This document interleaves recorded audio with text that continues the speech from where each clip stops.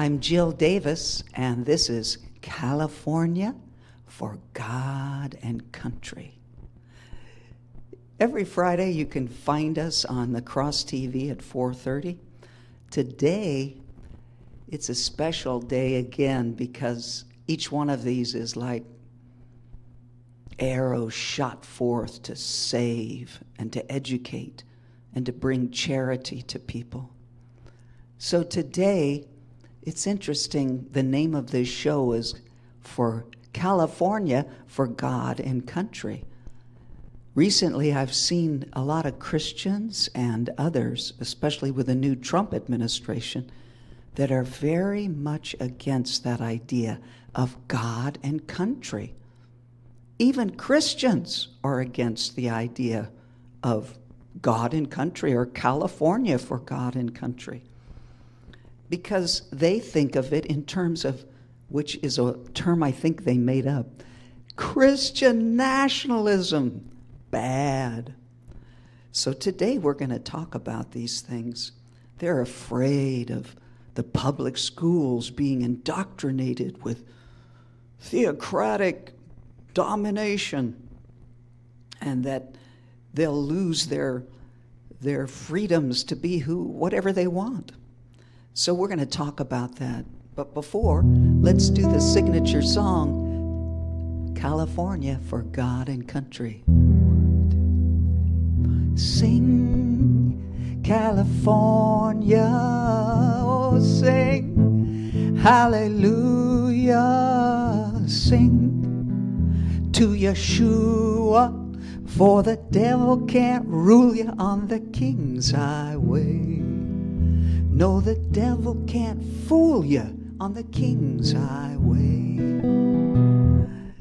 El Camino Real, it's a brand new day. Todo es posible on the King's highway. El Camino del Rey. King of glory, oh strong and mighty, come in, come in. Come into California, oh California, so we can shake it. Make way, make way, make way for God and country. One nation under God. Glory. And so some are saying, we weren't even a Christian nation. This idea that we were ever a Christian nation is false. And yet it's kind of like Israel. Now they say, oh, it wasn't a Jewish, and yet all the archaeology, all they're finding, David this and that.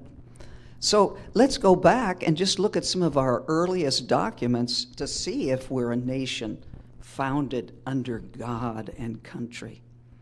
Well, let's go to the Mayflower Compact, 1620. In the name of God, amen.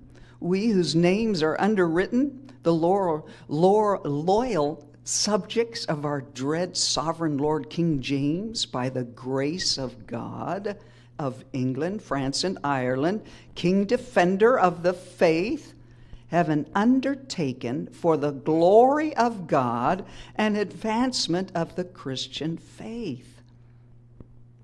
That's what they said. That's just part of it. And it goes on. So in the presence of God and one another, we, for virtue, enact and constitute and frame these laws so that there will be self-government when we go onto the beach. Fantastic. So where did that phrase, God and country, come from? Well, it comes from a motto that the U.S. Army Chaplain Corps has, and it means pro Deo et patria. And when you look at patria, that's a word that means fathers, like pater. And a father is, he's the most important person in our life, and what our fathers did. And so a person who is a patriot, one who looks at his fathers and honors them, they love their country because their fathers laid down their lives to bring about what we have today, especially in America, where we have liberty, where people from all these nations come here and they experience individual moral conscience and freedom. So it really means patriot. It's actuated by the love of one's country, directed to the public safety and welfare, the passion which aims to serve one country, either in defending it from invasion or protecting the rights and maintaining its laws and institutions with vigor. So it says patriotism is meaning a good citizen, and that's one of the most important things you can do, is lay your life down for your people. So this thing about even nations, do they even exist? Well, we all know that the word nation means where you're born, your motherland. You can be from another nation and come here, but this ends up being where you live amongst people. You'll always have your motherland, whether it was Korea or Egypt or wherever, when you come to America. And you can be the best American from that culture. But you're free to be in this country what you want to be because of our Christian faith. We'll look into that more. But just look at this one thing from Sir Walter Scott. He says, "Breeze there, the man was soul so dead, who never said to himself, 'This is mine own, my native land.' Everyone loves their country, except those that have been indoctrinated not to."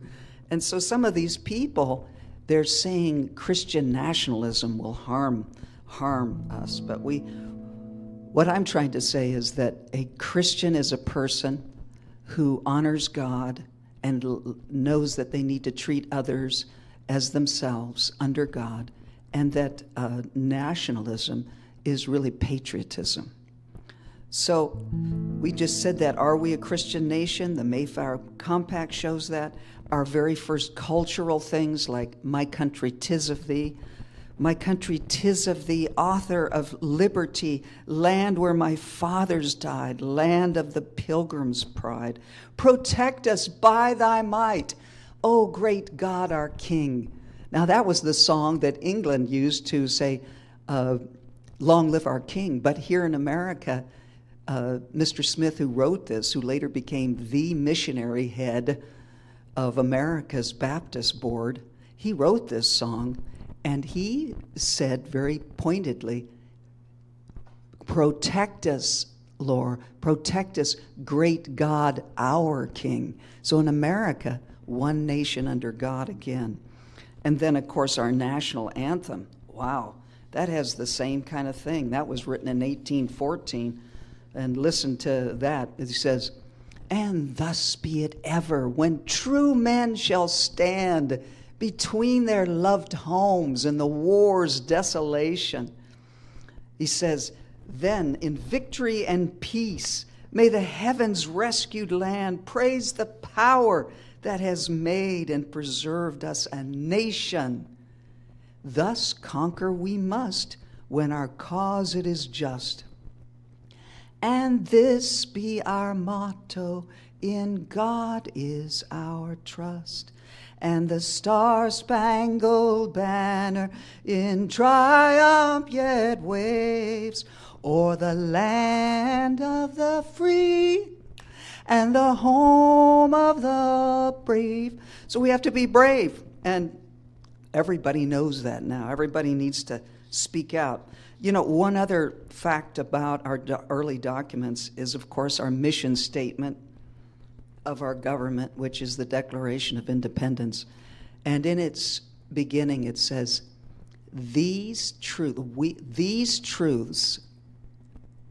find these truths to be self-evident. So he's saying that there's truth, objective truth, and that there's self-evident, that there's nature's laws and the God of nature.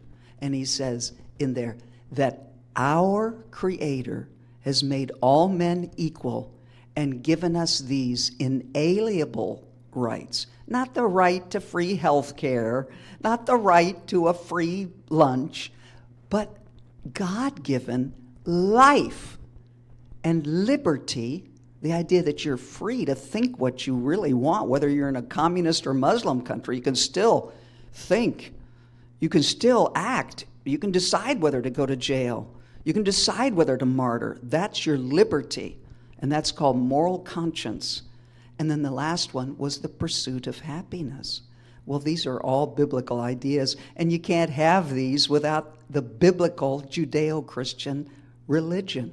There's no way. You can talk about, well, we're just going to be equal with each other and try to be just with each other, but there's no justice without God.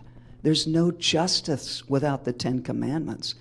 It's all based on the biblical reasoning of God's morals.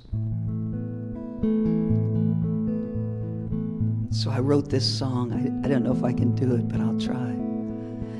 I can see his beauty rest upon our wilderness, where the pilgrims made their righteous stand, and where we, their heirs, allowed more tares than wheat of gold. So we rise up from the prayers of our fathers and multiply the good gospel seed o'er our land, so our children can take off those masks and be whole again. Remnant of God, arise and take your place. The captain of hosts calls you to works of faith. Oh, Los Angeles, be the messengers of God. San Francisco, free the men from bonds. And Sacramento, you know, to sow righteous laws. Love the Lord your God. Oh, remnant of God, arise, take your place. The captain of hosts calls you to works of faith.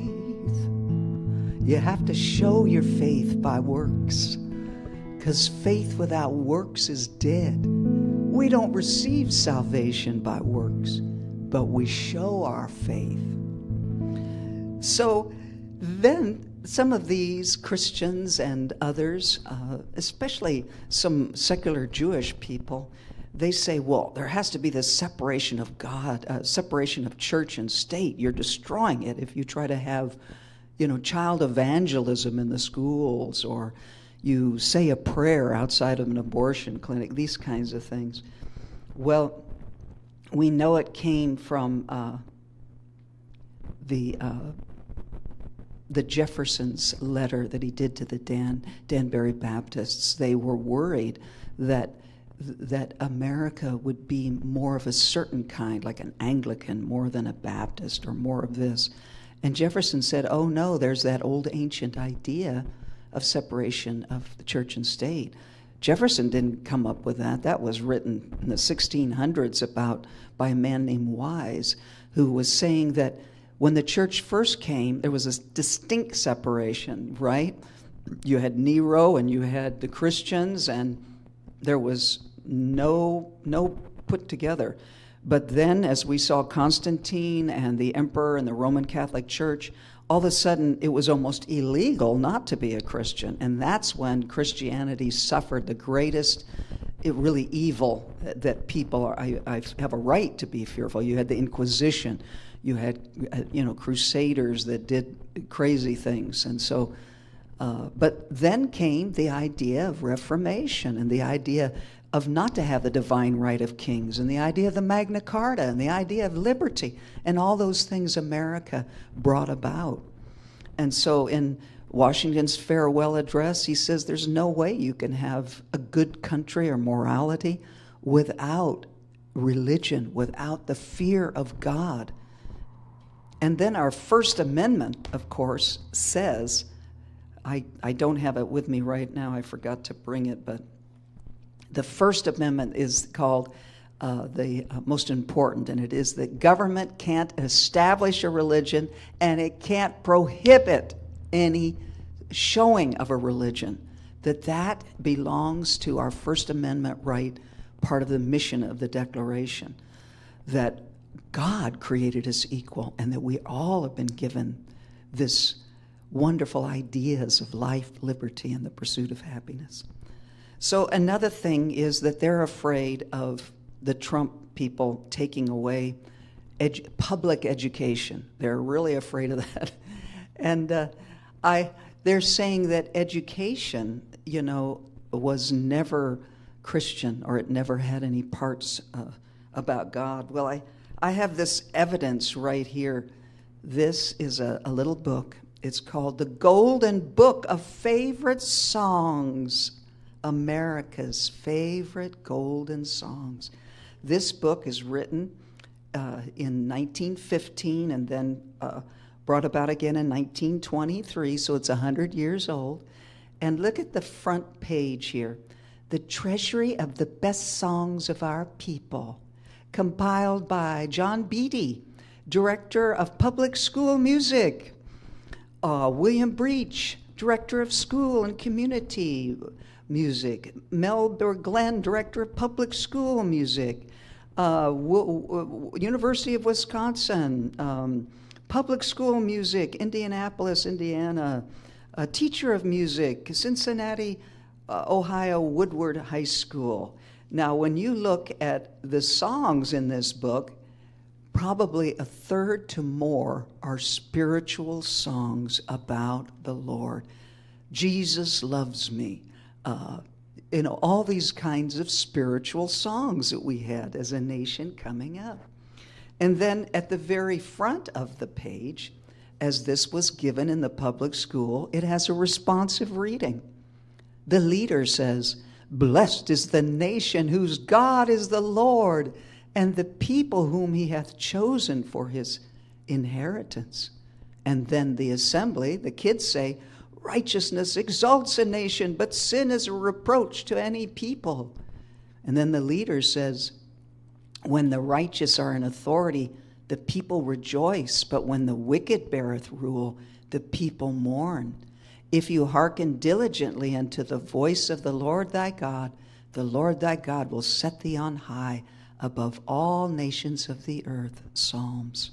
And then it just goes on. It gives the Gettysburg Address, where dear Lincoln says, that we highly resolve that this nation under God shall have a new birth of freedom, and that the government shall be of the people, by the people, and for the people.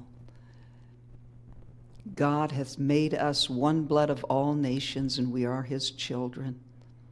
So this was public education. And of course you had the blue-black speller that Noah Webster did, and you had McGuffey readers, and all those were until Dewey.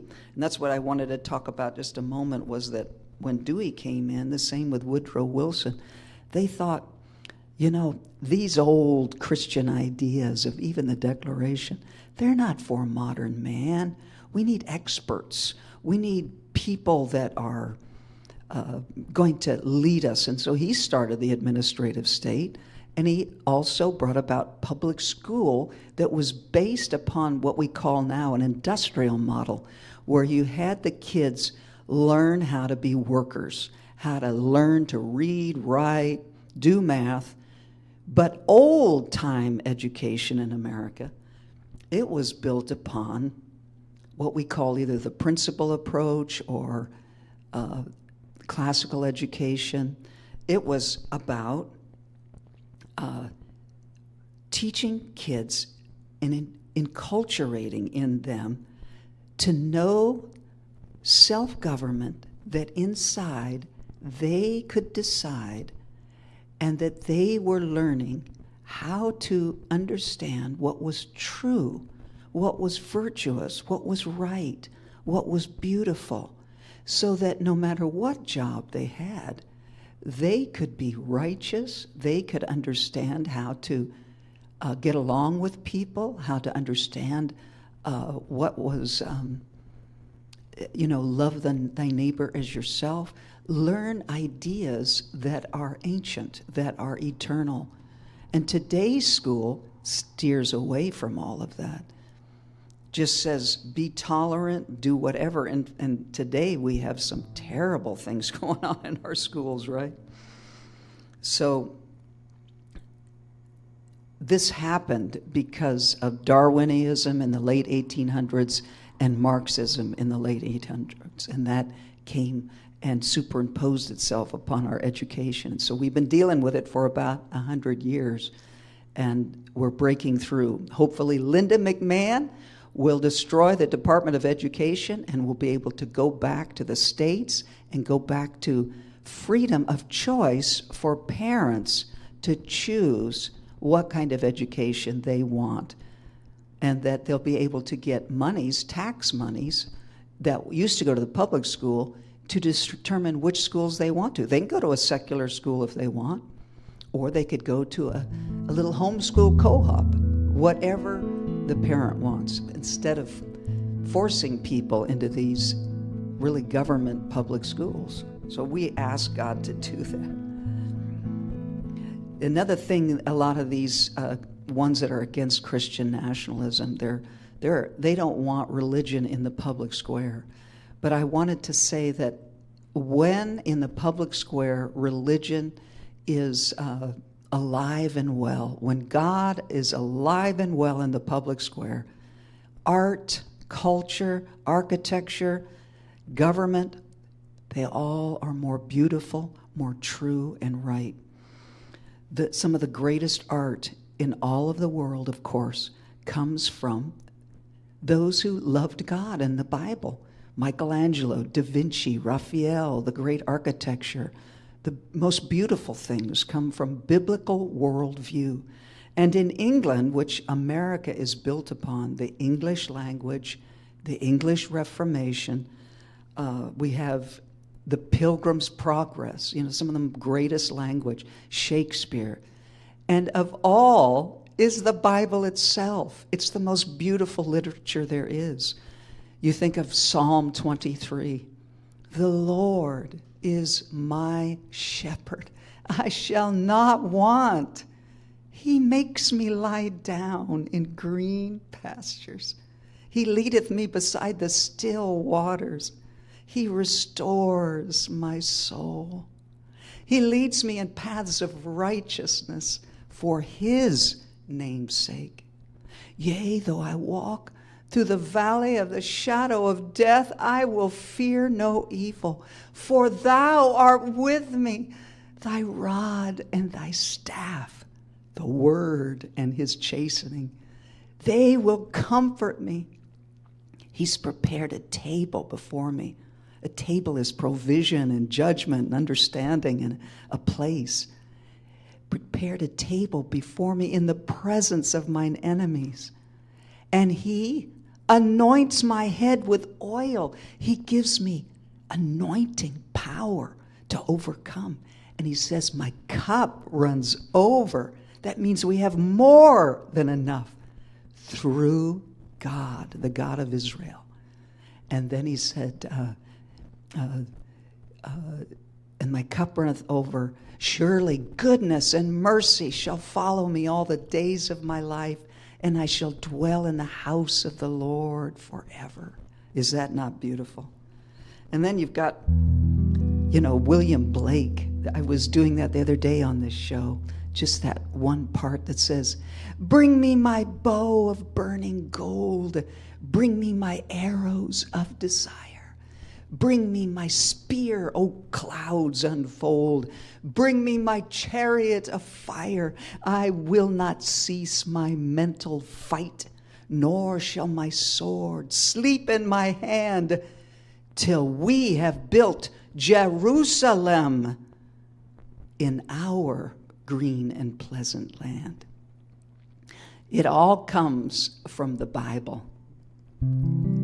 So I got 2 more songs to do. The first one is not about Israel, but it is because God taught us everything through them. It says, by love, oh, they'll know that we are one, together in Jesus, God's only Son.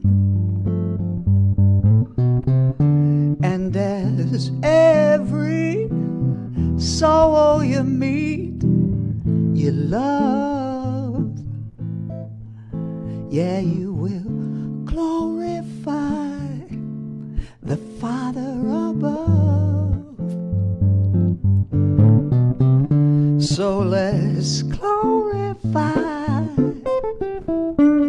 the Father above, together in Jesus, 'cause it's only by love that they will know that we're one, together in the Son, in the Holy One.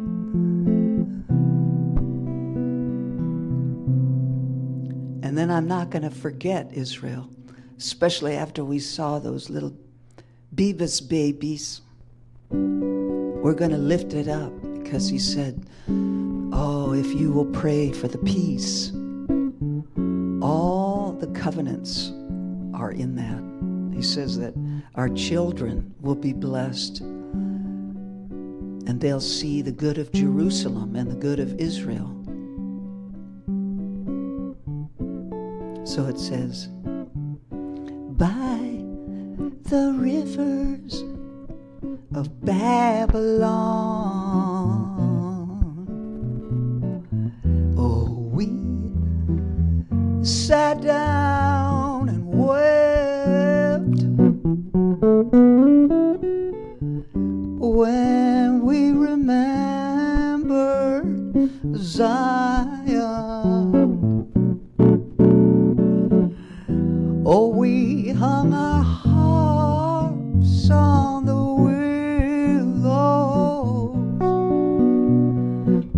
for they that carried us away demanded of us a song, saying, sing for us one of the songs of Zion.